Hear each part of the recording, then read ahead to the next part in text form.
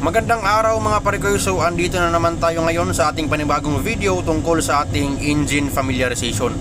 So ngayon ay andito tayo ngayon parikoy sa ating engine room upang ipakita sa inyo yung kaunting familiarization pagdating sa ating engine watchkeeping, lalo na sa ating mga bagong engine cadet, panibagong ratings, wipers at saka oilers. So dito mga parikoy, may ilan sa ating mga tropa o ating kamakinista ay naninibago pa pagdating sa familiarization ng isang makina. So eto ngayon mga parikoy, yung isang aktual ng generator or yung ating auxiliary engine sa barko. So pag sinabing auxiliary engine, siya yung nagbibigay ng power supply sa kuryente ng ating barko. So eto na nga parikoy yung ating auxiliary engine number 1. So Yanmar, pag sinabing Yanmar, automatic maisip natin Japanese engine yan. So unang-una sa lahat, yung ating generator engine mga parikoy is nahati yan sa dalawang bahagi. So sa kaliwang bahagi, yung image na yan, yan yung pinakamakina ng ating generator. So ito naman mga parikoy, yung bilog natin, siya na nga yung ating generator na naka-couple dyan sa ating makina. So kaya siya tinatawag na generator engine. So ayan, couple dyan. So ano man yung RPM ng ating main auxiliary, yan na rin yung RPM ng ating generator. So ito naman mga parikoy, sunod na pag-uusapan natin yung kanyang mga parameters. So mapapansin nyo, ito yung ating tachometer or yung ating RPM, revolution per minute.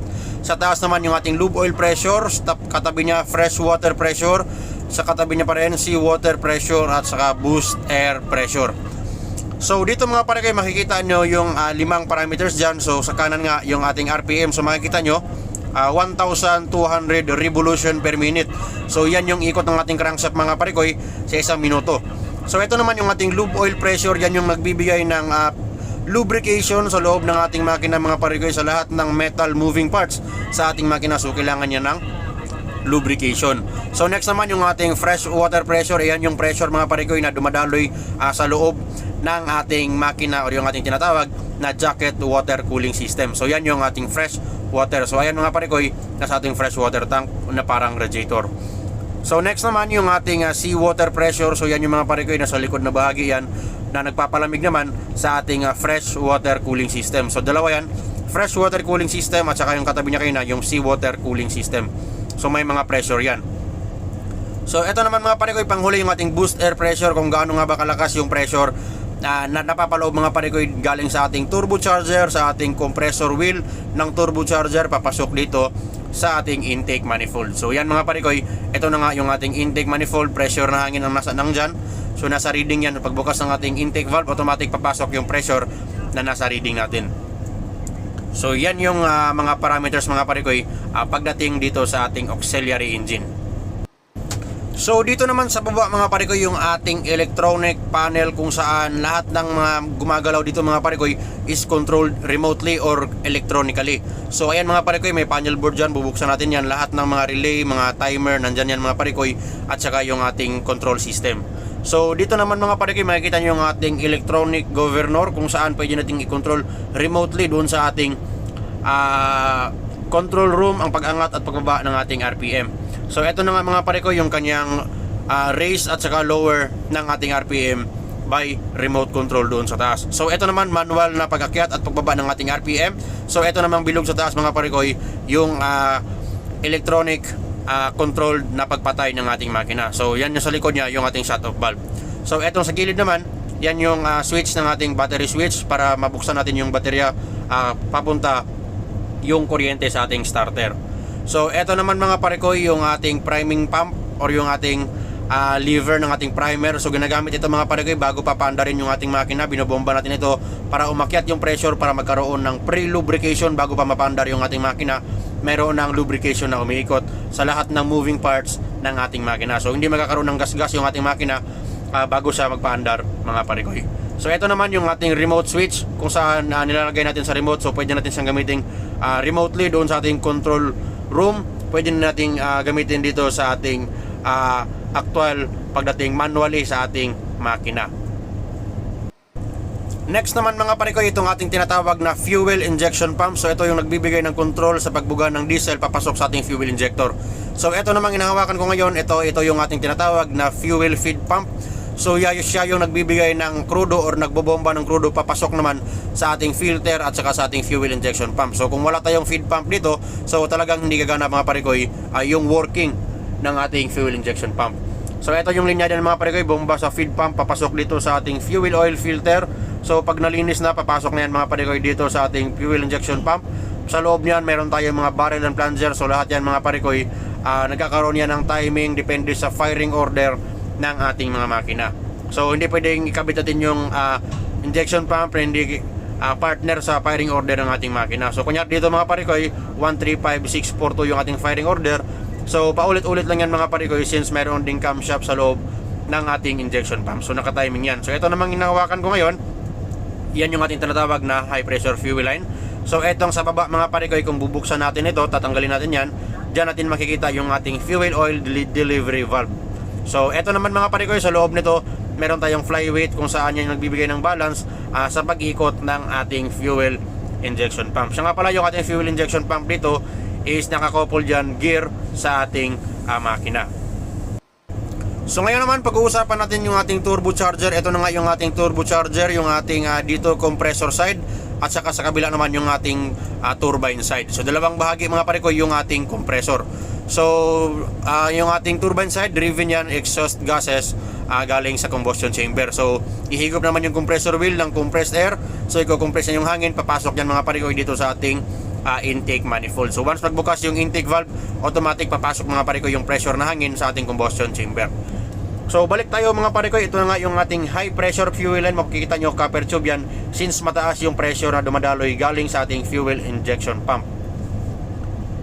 So connected yan mga parikoy yung high pressure fuel line dito sa ating fuel injector na siya namang mag-i-introduce ng atomized na diesel papasok sa ating combustion chamber. So ayan mga parikoy, 6 yan since gaya ng sinasabi ko 6 inline yung ating generator engine.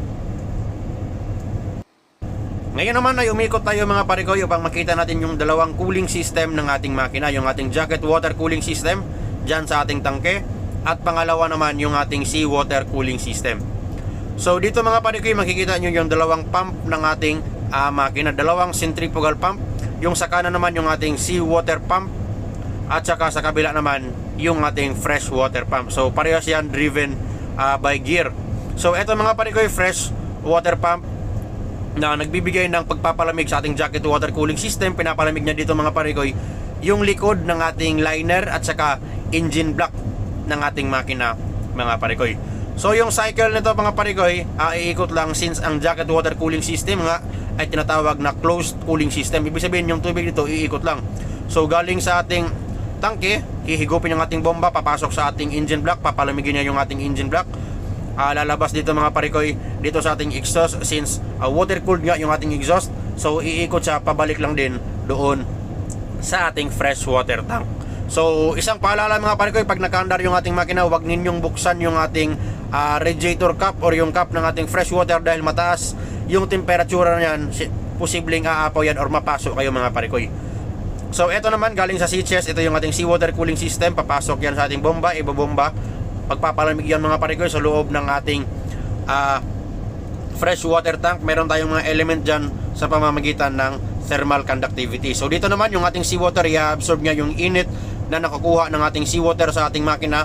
So magkakaroon ng palitan ng init. So at once na absorb na ng seawater, dadaan naman sa ating lube oil cooler, papalamigin niya yung ating lube oil ng ating makina, at saka na siya lalabas mga parikoy sa ating outboard ng ating barko.